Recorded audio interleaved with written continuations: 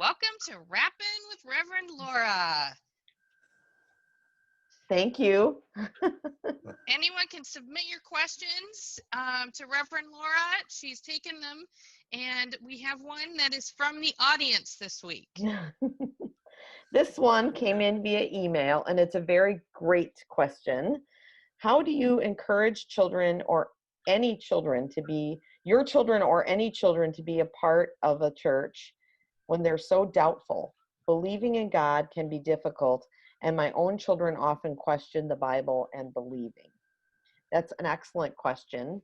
And I think that for me, doubt and faith are two sides of the same coin.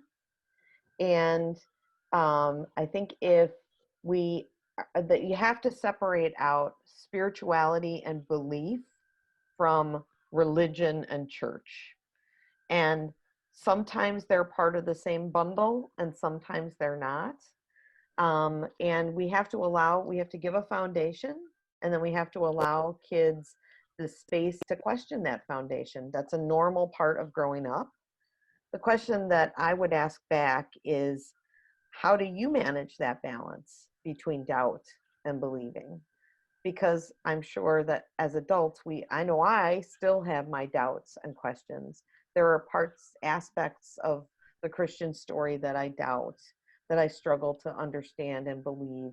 And then there are different times in my life's journey that have made me feel doubtful and questioning. What I think is great is that the Bible story is full of people with doubts and questions. And sometimes the most important leaders in the scripture, the heroes of the faith, the prophets, when God spoke to them and said, I need you for this, doubted. They doubted God. They doubted their own call. They doubted their own talents and ability to do things. And God always makes a way.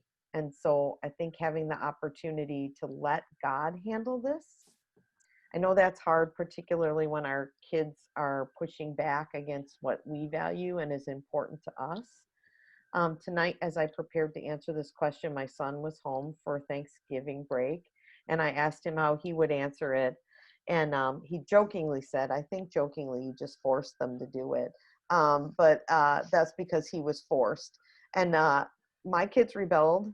My kids didn't want any part of it. And now that they're becoming young adults, they're beginning to appreciate that foundation. They aren't necessarily going to come around and believe the same way I believe or the way my husband believes, or they may not be a part of my church or the wider church or any church, but I know they have that foundation of faith. Henry said, I don't always talk about God, but I believe. And so they all have their own way of finding their own spirituality. So the only other thing I would say is that it takes a village. And so part of the reason why youth ministry is so important is so that other adult members of the congregation, confirmation mentors, myself, the church staff, Becca, can be positive role models for your kids and can be the people that have those conversations and wrestle with those deeper questions. Because as adolescents, they're in an age where if you say it's black, they'll say it's white, and they don't care. They don't want, even if they agree with you, they're not going to admit that. So allow others to let them do that.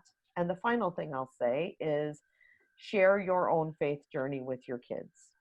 I think sometimes we want to be such good role models that we make ourselves too exceptional, too perfect, like we've got it all worked out. And then our kids aspire to that and they feel like they fall short. So when you're struggling, be honest with your kids about your struggle. When you're having doubts, be honest about those doubts with your kids so that they can see that part of faith is this journey that is an ebb and flow of doubt and belief that sort of flows back and forth, and model that for them.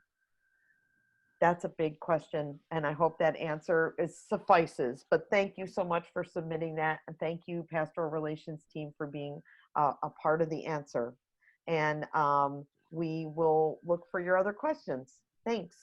Happy Thanksgiving. Happy Thanksgiving. Yep.